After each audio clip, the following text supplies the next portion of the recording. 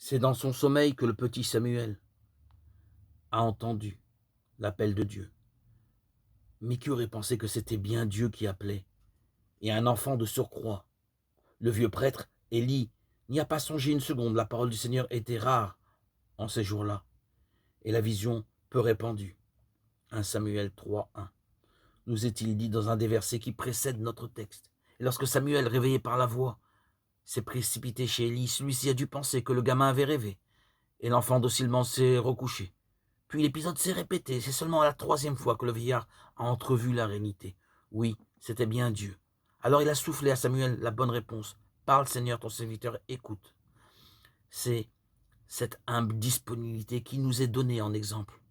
Depuis toujours, dans la Bible, on avait compris que c'est la seule chose qui nous soit demandée, être prêt à dire me voici. Abraham, Moïse, déjà sollicités par Dieu, avaient su répondre ainsi. Et grâce à eux, l'œuvre de Dieu a pu chaque fois franchir une étape. Samuel, lui, n'était qu'un enfant, mais qu'importe. Face à Dieu, nous ne sommes tous que des enfants ignorants. Il nous enseignera le nécessaire le moment venu.